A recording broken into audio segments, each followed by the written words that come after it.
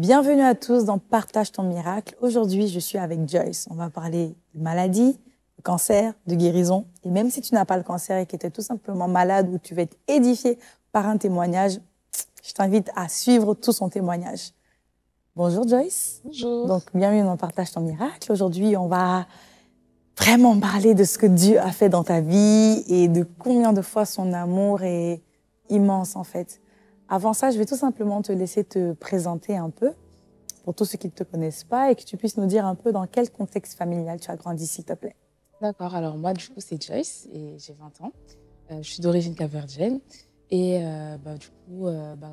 je suis née au Portugal et du coup je suis venue en France à l'âge de mes 3 ans. D'accord. Je suis née dans une famille où actuellement on est j'ai 2 petits frères et une petite sœur. Donc vous on êtes est 4. 4. Ok. Voilà, on est 4 et faut savoir que Tu as grandi dans une famille croyante? oui, oui, où ma mère est croyante, Ok. mais pas forcément mon père. Enfin, Ok. il a un peu délaissé Ouais. la foi, etc. Et voilà, tout simplement, j'ai grandi, etc. Et j'ai vraiment vécu des trahisons en amitié. Et j'ai eu cette initiative de le combler avec l'amour des hommes, etc. Dès le jeune âge, les trahisons, en tout cas. Oui, en amitié, c'était ouais. dès la primaire, collège.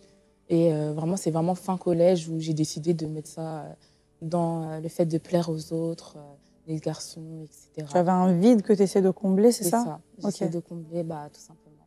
D'accord. Et du coup, après, j'ai accepté le Seigneur en avril 2021, suite à cela. Et aujourd'hui... Tu as commencé à vivre ta vie avec Jésus voilà, et tout, c'est ça. jusqu'au jour où tu as Oui. commencé à avoir des symptômes et à avoir ton cou gonflé, c'est ça? C'est ça. Et explique-nous, c'était quoi ces symptômes et qu'est-ce que tu as découvert? En fait, c'était vraiment en novembre 2023 où j'ai remarqué des gonflements au niveau de mon cou, etc. Et je me suis pas plus inquiétée que ça. Mais j'essaie quand même de prier pour vraiment que ça parte, etc. Mais bon, après, je me suis dit, bon, si ça part pas, c'est pas grave. C'est quelque chose qui va finir par partir. Et tout simplement, ma mère me mettait quand même la pression pour me dire d'aller voir les médecins, etc. Mais je calculais pas forcément. Et en fait, je ne savais pas, mais il y a une période où vraiment j'avais des fatigues intenses. Et en fait, le médecin m'a vraiment dit que ça pouvait être lié justement aux symptômes. Mais moi, je pensais que vraiment j'étais fatiguée parce que c'était la période où, voilà, avec les cours, etc., j'étais fatiguée. Et donc, du coup, je n'ai pas vraiment eu cette initiative de consulter les médecins. Et c'est vraiment en novembre 2024, donc un an plus tard, que je décide d'aller voir les médecins parce que les gonflements ne sont toujours pas partis.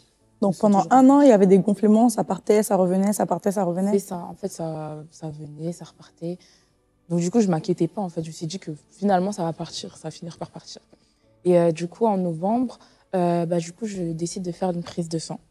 Et du coup, mon médecin généraliste m'annonce que mon sang est infecté. D'accord. Que mon sang est infecté et que tout simplement, fallait tout un processus pour savoir ce que j'avais. Mais elle avait vraiment dit que, en fait, on sent que c'est le cancer du sang. Donc soit c'était. Qu'elle t'a dit? Oui, elle m'avait Comme dit ça? Oui. Que soit, en fait, c'était un lymphome. Ou ça pouvait être l'anémie, je pense. L'autre cancer lié au sang. Et du coup, il fallait vraiment que je fasse d'autres examens pour savoir ce que c'est réellement. Et que vraiment, elle va m'accompagner durant toute ma démarche, etc. Et du coup, je commence à faire des TEP scanners, etc. Pour savoir ce que j'avais. Et tout simplement, on voyait que j'en avais aussi au niveau du thorax et de mon ventre, en fait, que j'avais des ganglions. Et du coup, à partir de là, ils ont dit... en fait, ça se voyait de plus en plus que j'avais le cancer du sang. Et donc, ils t'ont annoncé ça comme ça? Non, en fait, il fallait d'abord que je fasse une biopsie. Ok. Mais sinon, oui, ils m'ont clairement dit que, pour nous, on pense que c'est ça. On pense que ok. Et ils ont fait la biopsie. Donc, du coup, ça. c'est quoi la biopsie? En gros, on prélève un morceau de muscle ou d'un organe. Et là, c'était vraiment le ganglion directement. On l'a prélevé. Et du coup, une semaine plus tard, on m'annonce que du coup, j'ai le cancer du sang, donc le lymphome de Hodgkin. Et comment tu réagis? Comment tu réagis? C'était quand? C'était où? À quelle heure? Je veux tout savoir. Alors, quand, je m'en rappelle plus, mais c'était fin novembre, début décembre. Et du coup, le médecin m'annonce clairement. À la maison, tu étais dans le cabinet? Non, j'étais vraiment partie du coup, à l'hôpital. À l'hôpital, ok. En fait, l'hôpital où j'étais partie, donc c'est l'hôpital Saint-Louis dans Paris 10e. Il est vraiment spécialisé pour les cancers. D'accord. Donc vraiment, en fait, il a l'habitude des cas comme ça. Et du coup, dès qu'il m'annonce, en fait, il me fait vraiment tout un planning, En fait, il me donne plein de prospectus sur le cancer du lymphome, etc. Et du coup, moi, je suis là, mais attends, là, tu viens de m'annoncer que j'ai le cancer et tu me donnes tout ça d'un coup, en fait. Et du coup, quand j'ai su ça, je me suis dit, ah, ok, genre vraiment pas sous sérieuse. Parce que je savais que, voilà, il était potentiel que j'avais une maladie, etc. Mais de là à me dire vraiment que c'est un cancer et tout, c'était un peu compliqué d'apprendre ça. Et vraiment, je remercie Dieu parce que mon entourage était vraiment présent. En fait, il y a même des personnes qui m'ont accompagnée à mes rendez-vous, etc. Sauf que cette fois-ci, j'étais seule comme de par hasard. J'étais seule, mais vraiment, mon entourage était vraiment là pour me soutenir. Et même mes leaders, en fait, ils étaient là. Et c'est ça qui m'a permis de quand même garder la foi et de vraiment me dire que dans tous les cas, ça va bien se passer. Ça va bien se passer. Et du coup, de là, j'en informe mes parents. Donc, c'est toi qui as dit à tes parents? Oui, c'est ça. Parce que, en fait, les médecins, ils cassent un peu la tête dans le sens où secret médical. C'est-à-dire que, en fait, ils disent même pas aux parents? Non, ils disent pas. Mais moi, je pensais que, ou bien c'est quand on est mineur, ou peu importe. Oui, c'est quand on est mineur. D'accord, toi, tu étais déjà majeur. Oui, c'est ça. Donc, du coup, ok, donc ils te disent à toi, ils disent pas aux parents. Oui. Ah, donc comment tu te prépares à annoncer à tes parents que tu as un cancer du sang? Enfin, vrai, surtout que ta maman t'avait dit d'aller faire depuis des... C'est ça. En vrai, déjà, quand moi j'avais fait la prise de sang, faut savoir que ma mère, en fait, elle avait vu les résultats, elle a dit, t'as le cancer. Donc j'ai dit, mais maman, il n'y a pas écrit, en fait, il n'y a pas écrit. Et du coup, je ne comprenais pas. Donc du coup, en fait, quand je lui ai dit, elle m'a clairement dit, je le savais. En fait, elle le savait. Mais je pense que le fait que je lui ai dit, en fait, même elle a pris conscience que du coup, j'étais vraiment malade. Et peut-être qu'ils ne me le montraient pas, mes parents, mais je savais que derrière, en fait, ils étaient un peu stressés. Enfin, ils se sont dit, comment ça va se passer, etc. Et du coup, ils m'ont vraiment rassurée. Ils ont dit, t'inquiète pas, ça va bien se passer, Dieu va te guérir, etc. Amen. Et du coup, à partir de là, il fallait faire toutes les démarches pour savoir comment j'allais faire parce que c'était quelque chose que ma mère ne voulait pas que je vive seule. Donc, du coup, elle s'est vraiment dit que non, elle va venir avec moi sur Paris pour m'aider, du coup, tout le traitement. Et actuellement encore, elle est avec moi, du coup. Et du coup, à partir de là... Ils t'ont préconisé quoi comme traitement? Des médicaments, des chimios? En fait, lui, du coup, pour revenir au médecin, en fait, il m'a vraiment donné toutes les ordonnances. Donc, toutes les ordonnances à prendre, donc, tous les médicaments, il y avait vraiment... c'était une page recto verso de médicaments, en fait. Waouh, c'est lourd. Oui, oui. Parce qu'en fait, comme je l'ai dit... oui, comme tu l'as dit dans Partage ton histoire, tu as témoigné, bien sûr. Oui, voilà. Mon système immunitaire de défense, mon système immunitaire est tout simplement faible. Donc, ça veut dire qu'il fallait vraiment tous les médicaments si jamais j'ai la fièvre, si jamais j'ai une infection, si jamais j'ai ceci, cela.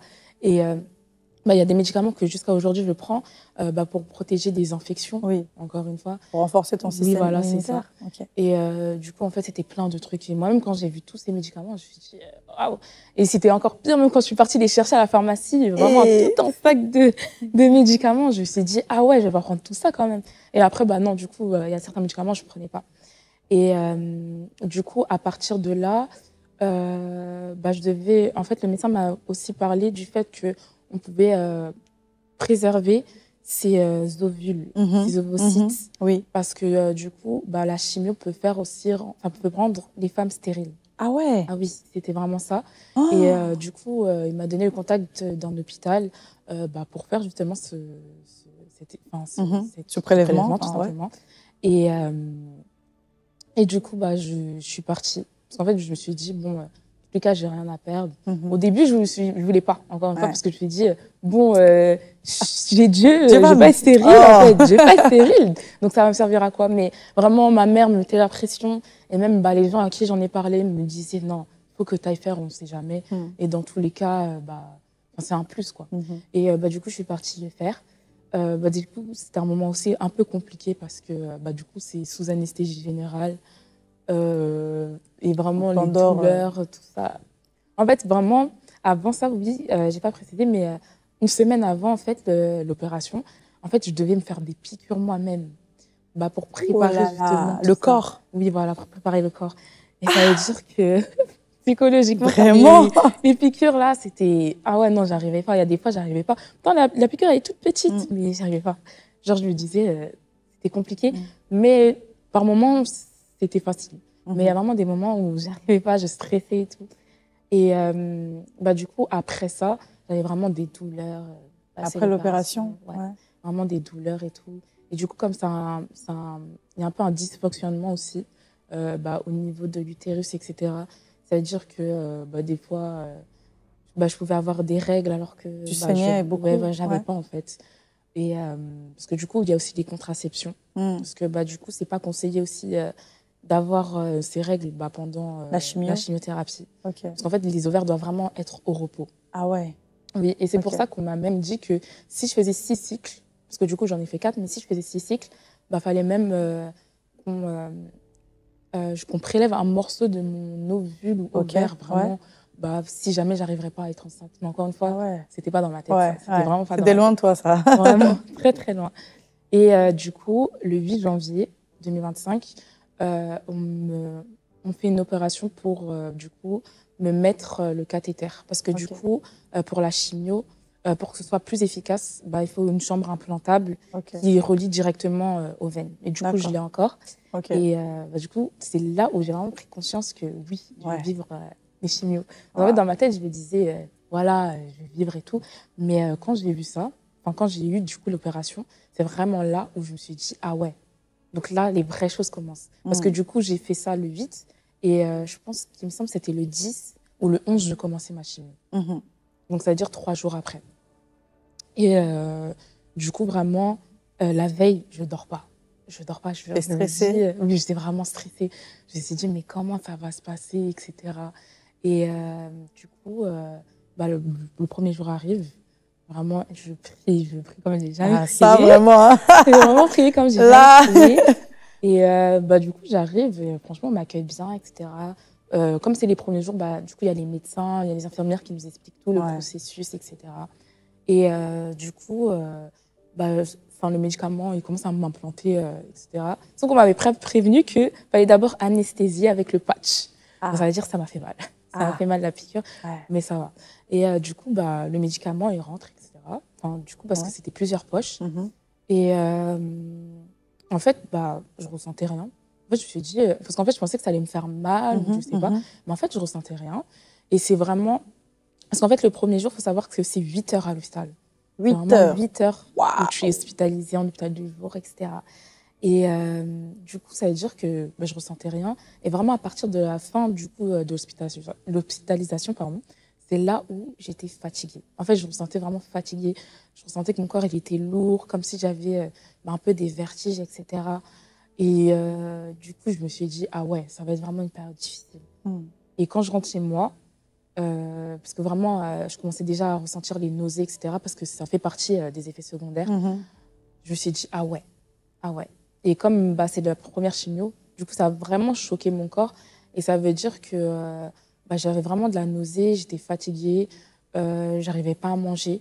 Et je pouvais même commencer à vomir. Je crois que j'ai commencé même à vomir. Et du coup, c'était vraiment compliqué. Et c'est là où j'ai vraiment dit, ah ouais, je vais pas pouvoir supporter. Moi qui disais que c'est pas grave, j'ai envie de savoir comment bah, se passent ces chimios. Là, je me suis dit, ah non, Seigneur, je vais pas réussir. Je vais pas réussir. Et vraiment, pendant un mois, parce que vraiment tout le mois de janvier, en fait, j'arrivais pas, enfin pas forcément à me connecter à Dieu, mais en fait, j'étais vraiment dans ma bulle. En fait, j'étais en train de penser à tout et à rien. En fait, je me disais, mais comment ça va se passer? Est-ce que je vais réussir à survivre? Est-ce que... en fait, vraiment plein de questions. Tu pensais au après aussi Oui, ou pas? voilà, c'est ça. En fait, je pensais après parce que bah, du coup, bah, je n'allais pas en cours. Donc, je me disais, mais bah, comment ça va se passer après? Est-ce que je vais pouvoir réussir mes études, etc. Ou est-ce que... en fait, vraiment plein de choses parce que bah, du coup, comme ma mère aussi n'était pas dans la maison, enfin, avec mes petits frères et mon père, bah, ça veut dire que bah, je me disais, bah, comment ça va se passer, etc. Mais... Et juste pour savoir, oui. Parce que on sait que quand on fait de la chimio, on perd les cheveux et tout ça. Est-ce que tu te posais des questions sur ton aspect physique aussi? Alors là, vraiment, c'était quelque chose qui m'inquiétait pas du tout. Ouais. En fait, c'était une période aussi, j'en avais marre de mes cheveux parce Ah, que tu t'es voilà, dit, allez, vas-y. s'occuper des cheveux là, c'était trop. Du coup, bah, même avant la chimio, en fait, j'avais coupé mes cheveux. Vraiment, je les avais coupés. D'accord. Et bah, du coup, quand j'ai commencé à les perdre, j'étais même heureuse en fait. Je me Ah suis ouais? dit, ah, Tu t'es dit, en fait, enfin? vraiment, la chimio, parce qu'en fait, du coup, le médecin m'a dit que bah, je vais peut-être perdre du poids, perdre mes cheveux, etc.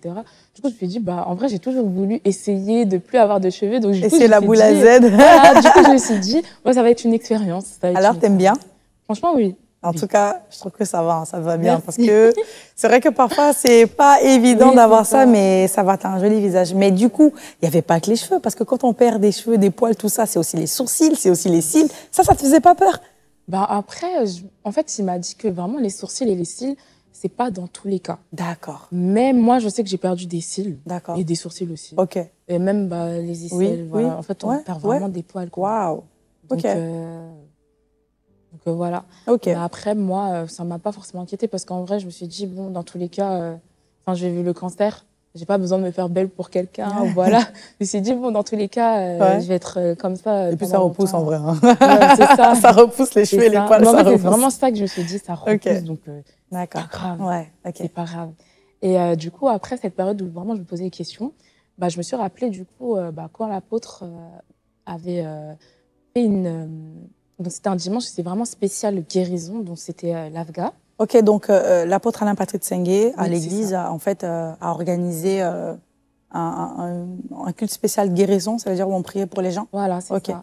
Et du coup, je sais que quand il a prié pour moi, en fait, il m'a vraiment communiqué sa foi. Parce qu'on dit que lorsque bah, on prie pour les gens, il faut avoir la foi, parce Ouais. que sinon ça Ouais. ça va pas marcher. Faut avoir la foi. Voilà, c'est ça. Et vraiment, moi, je sens que l'apôtre m'a vraiment donné la foi parce que, en fait, même s'il y avait toutes ces situations, même si, voilà, je pouvais avoir des pensées, oui, je vais pas survivre, il y avait quand même ce côté-là qui disait que, mais non, en fait, qu'est-ce que tu racontes? En fait, j'avais vraiment cette assurance-là. Et vraiment, moi-même, je sais pas d'où venait cette assurance, mais je me disais, non, que dans tous les cas, en fait, je vais réussir à surpasser cette épreuve, en fait. Et du coup, bah, je continuais mes séances de chimio, etc. Et bah, plus les temps passent et plus bah, je m'habitue.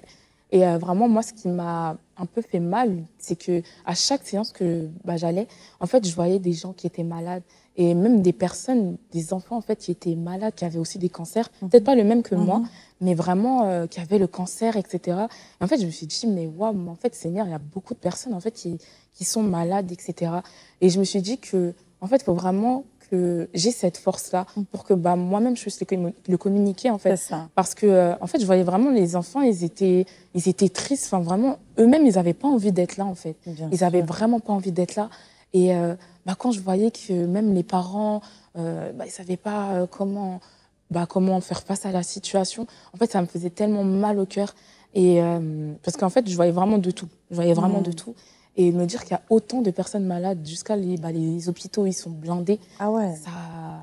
ça fait vraiment mal au cœur. Et je me suis dit que bah, rien que pour ça, il faut vraiment que je m'accroche. Parce que si voilà, il y a des gens, ils ne peuvent pas s'accrocher, moi, je sais que je peux m'accrocher.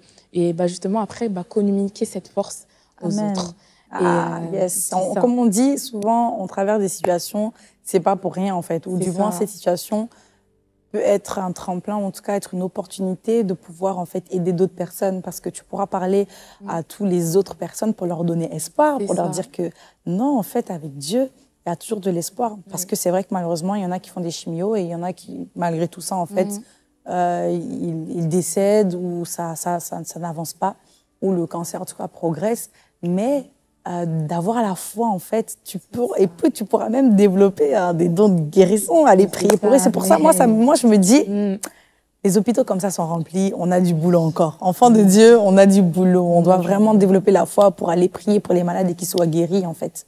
Amen. Et donc, du coup, explique-nous un peu comment, justement, tu as vu la main de Dieu agir, en fait, dans cette situation, malgré les chimiothérapies que tu faisais, tout ça. Comment tu as vu la main de Dieu agir? Bah, franchement, bah, en vrai, c'est que j'ai vraiment commencé à avoir la foi. En fait, j'ai commencé à quand même bah, adorer le Seigneur, louer le Seigneur. En fait, vraiment me dire que bah, en fait, ça va bien se passer. Et en fait, je voyais qu'il me donnait encore plus de force. Il me donnait encore plus de force. Et Et c'est même ça qui m'a permis de garder la foi jusqu'au bout, en fait. Parce que c'est vrai que j'avais quand même la foi dès le départ, mais il m'arrivait des fois de ne pas avoir la foi.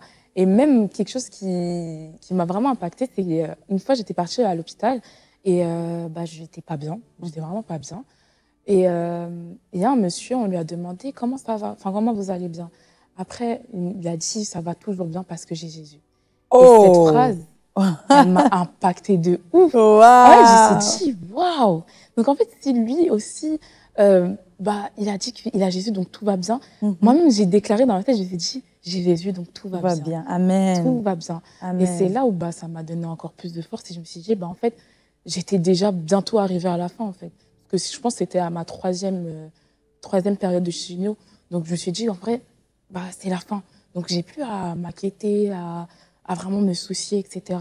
Et c'est vraiment là où j'ai continué de croire. Et du coup, arrivé au 4e, où je me suis dit, c'est bon, là, c'est le dernier. C'est le dernier, donc je vais sortir de l'hôpital. Et du coup, il y a ce médecin-là qui est venu et qui m'a dit, non, madame, c'est pas terminé. Vous avez encore deux séances de chimio. Et j'ai dit, mais c'est pas possible. En fait, moi, je me suis dit, non, c'est terminé. J'ai la foi, moi, j'ai la foi. J'ai vraiment eu la foi. Et quand elle m'a même donné, m'a montré la feuille, j'ai dit, non. Enfin, je prie, je supprime la feuille, je la brûle même. Tu sais que tu es guérie, voilà, tu sais que Dieu t'a déjà guérie, en fait. C'est ça. En fait, je me suis dit, non, c'est pas possible. En fait, dans ma tête, je me suis dit... En fait, dans ma tête, je disais au revoir à l'hôpital. Ouais. Vraiment, je me comportais comme si c'était la fin. Je disais même au revoir aux médecins, etc. Parce que je sais que j'allais plus revenir. C'est la foi, ça. Voilà. Et quand elle m'a montré le papier, je me suis dit, c'est une blague, quoi. Et du coup, moi, même par acte de foi, je décide d'en parler à mon leader et de dire, voilà, j'ai terminé mes séances, etc. Et du coup, tout le monde était là, ouais, Jess, elle a fini, le cancer. À l'église, tes frères et sœurs, tu disais ça aussi, ouais. Ça. Et du coup, après, le médecin m'appelle, donc c'est le médecin qui me suivait à la base, et il m'annonce que oui, en fait, vous avez terminé. Amen, non, vraiment. Et du coup, quand je vois que j'ai terminé, en fait, c'est là où j'ai vraiment eu conscience. Parce que quand je déclarais, oui, j'ai terminé, en fait, j'avais pas la conscience. Mais dès qu'elle m'annonce, en fait, le fait que ça vient de quelqu'un d'autre, c'est là où j'ai vraiment eu l'assurance que c'était terminé. Et du coup, elle me dit, voilà, c'est terminé. Qu'elle comprenait pas pourquoi l'autre médecin m'avait programmé d'autres rendez-vous. Parce que pour eux, c'était terminé. Même, ils avaient fait une réunion, en fait, avec les autres médecins, tout simplement, pour dire que, voilà, c'était terminé. Et du coup, après ça, je me suis réjouie, voilà. Wow. Vraiment, j'ai plus que remercier Dieu, tout simplement, pour cette épreuve. Et même quand elle m'a dit que c'était terminé, en fait, j'avais juste l'impression d'avoir vécu un cauchemar. En fait, juste me dire que là, je me suis réveillée. Voilà. Que c'était juste quelque chose qui était passé, mais voilà, au final, je suis là, tout simplement. Amen. Vraiment, gloire à Dieu. Donc là, ça veut dire que là, tu es sortie quand de l'hôpital exactement? Je pense que c'était le 28 mars. Donc là, fraîchement, là. Oh, gloire à Dieu. Donc là, tu es cancer-free. C'est ça. Tu es guérie du cancer. Et du coup, non, franchement, ton témoignage m'inspire beaucoup. Du coup, je vais même, pour la peine, t'offrir un t-shirt cancer-free, un t-shirt partage ton histoire, guérie du cancer, que tu puisses porter ton témoignage et que d'autres personnes puissent venir à toi et te dire « Ah ouais, t'as été guérie du cancer, vas-y, explique-moi ». Et là, tu leur parles vraiment de ta foi et tout, quoi. Oui, même par rapport à ça, du coup, il y a 2-3 jours, j'ai décidé de poster mon témoignage. Oh. En fait, je me suis dit, en fait, il faut que je le partage. Yes. Et en fait, j'ai vu que ça avait vraiment impacté les gens. Amen. Et il y a même une personne qui était venue me voir pour me dire que du coup, son père était décédé de ça quand elle avait 4 ans. Donc, c'était un peu vague pour elle. Mais elle m'a dit que vraiment, c'est pas un hasard parce que le jour justement où j'ai posté mon témoignage, en fait, elle parlait avec sa sœur d'une dame qui était à l'hôpital et qui avait le même cancer que moi. Wow. Et en fait, elle m'a dit ça avec de la joie, vraiment. Elle était heureuse quand elle a dit ça. Elle m'a dit, oui, je pourrais montrer la vidéo de ton témoignage, comme ça pourrait lui donner la foi et de la force, en fait, de croire que Jésus guérit encore, en fait. Amen. Et quand elle m'a dit ça, ça m'a tellement touchée. Et en fait, je me suis dit, Parce qu'en fait, moi, quand j'ai posté mon témoignage, c'était vraiment pour en parler. Je pensais pas que ça allait faire autant de vues parce que je pense que ça fait quand même 17 000 vues. Wow, et en fait, amen. je savais pas que ça allait faire tout ça. Hein. Amen. Je me suis vraiment dit, bah voilà, je vais poster parce que j'ai envie de partager mon histoire. Mais voilà, ça n'allait pas forcément impacter les gens, mais j'ai vu qu'il y a eu beaucoup de republications, etc. Et ça m'a vraiment fait trop plaisir. Et voilà, tout simplement. Mais c'est ça, en fait. C'est ça même le but de partager son histoire, parce que d'autres personnes sont dans la même situation que nous. Et on bénit le Seigneur parce que Dieu avait quand même sa main sur ta vie. Parce qu'il y en a plein, comme j'ai dit, en fait, il y a parfois des chrétiens qui se disent « Oh, bah non, j'ai pris le médicament, donc Dieu n'a rien fait. » Ah, pas du tout, en fait. Le truc, c'est qu'il y en a, je suis désolée, même avec les médicaments ou quoi que ça va pas, en fait. Donc, Dieu t'a gardé, Dieu a continué d'agir dans ta vie, t'a protégé, et on bénit le Seigneur parce qu'il y en a même qui sortent de là, même avec des symptômes catastrophiques dans leur corps à cause de la chimio, mais vraiment, il n'y a pas eu tout ça. Et là, tu es en bonne et due forme, tu es joyeuse, hein, comme ton prénom Joyce, en tout cas. Oui, c'est ça. Vraiment, Joyce, ça fait penser à la joie de vivre, et tu as la joie de vivre, gloire à Dieu. Donc, on bénit le Seigneur pour ces témoignages et continue en tout cas à proclamer le nom du Seigneur par rapport à ce que tu as vécu. Et d'autres aussi vont, et même à redonner l'espoir à d'autres personnes. Amen. Amen. Oh, gloire à Dieu. Merci en tout cas, Joyce, pour ces témoignages. Et peut-être que toi, tu me regardes et tu sens, et tu sais que tu es malade. Tu sens des symptômes dans ton corps, ou on t'a même annoncé que tu avais un cancer ou autre. En fait, j'aimerais juste prendre le temps pour prier pour toi. Et je crois que la guérison divine va se manifester. Je crois que tu vas surmonter tout cela et que tu vas finir par être guéri au nom de Jésus. Là où tu es, si tu peux mettre ta main là où tu as peut-être ce cancer-là ou cette maladie, si tu as mal au genou, si tu as le cancer peut-être du sein, tu mets sur ta poitrine, si c'est du cerveau, de la tête, peu importe. Et si c'est un endroit que tu ne peux pas forcément toucher, tu mets tout simplement ta main sur ta tête et je vais déclarer ces paroles de guérison. Alléluia. Père éternel, je te bénis et je te remercie, Seigneur, pour toutes les personnes qui me regardent maintenant, Seigneur. Eux qui viennent, Seigneur, à toi et qui mettent leur foi en action, Seigneur, pour avoir et recevoir une guérison. Je viens prier au nom puissant de Jésus et je viens menacer toute maladie, tout symptôme dans leur corps, toute douleur et tout cancer au nom de Jésus. Et je vous ordonne de quitter les corps maintenant et je déclare au nom puissant de Jésus que l'onction de Dieu descende maintenant, que la puissance de Dieu se manifeste maintenant dans votre corps puissamment au nom de Jésus. Et je dis que tous les verdicts négatifs qui ont été déclarés dans votre vie soient renversés maintenant. Et je déclare, et je viens même chasser tout esprit d'infirmité. S'il y a un quelconque esprit démoniaque derrière cette maladie, je viens te chasser maintenant au nom de Jésus. Et je déclare la guérison. Je proclame et je libère des paroles de vie. Et je dis que tu vivras longtemps. Et je dis que tu verras la gloire de Dieu. Que tu expérimenteras la délivrance totale dans le nom puissant de Jésus. Peu importe ce que tu as dans ton corps, tu es libre maintenant. Crois-le au nom puissant de Jésus. Amen. Alléluia. Félicitations déjà. Félicitations. Retourne, va faire des tests. Crois en ta guérison. Et tu commences déjà même à sentir quelque chose de différent au-dedans de toi. C'est la puissance de Dieu. Si tu as un témoignage et que tu sais qu'il y a quelque chose qui s'est passé au-dedans de toi, tu as même fait des tests et tu es revenu avec une guérison, contacte-moi sur notre page Instagram, partage ton histoire et je serai vraiment ravie et très joyeuse d'entendre ce témoignage et de me réjouir avec toi. Alléluia. Et tu es là et tu as entendu le témoignage de Joyce et tu t'es dit, ok, purée, à un moment donné, elle a rencontré Jésus et tu sais que toi, t'es pas né de nouveau. T'as pas fait la paix avec Dieu. Tu vis une vie loin de Dieu ou une vie religieuse et aujourd'hui, tu veux te réconcilier avec le Seigneur. J'aimerais faire cette prière avec toi.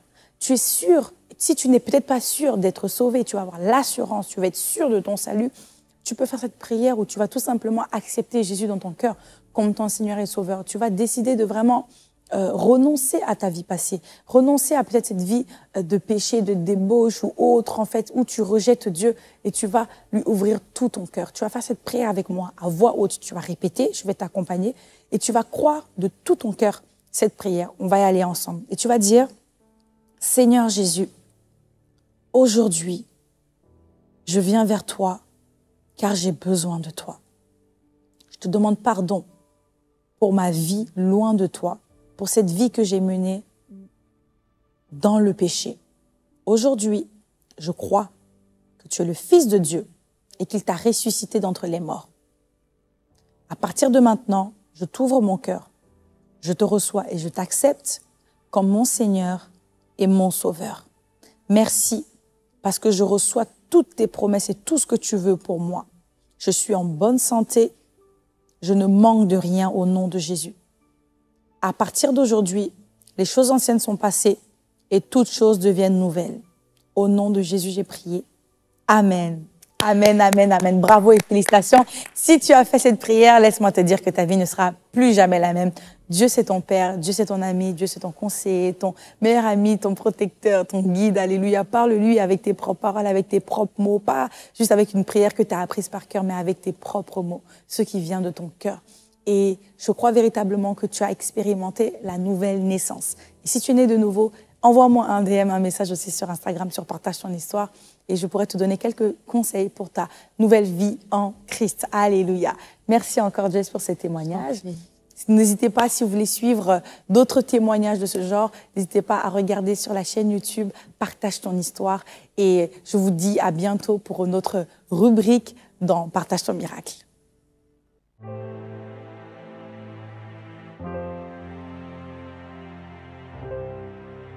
Venez découvrir des parcours de vie bouleversants, des témoignages poignants dans l'émission Partage ton histoire, animée par Chantal, tous les lundis à 20 h sur EVTV.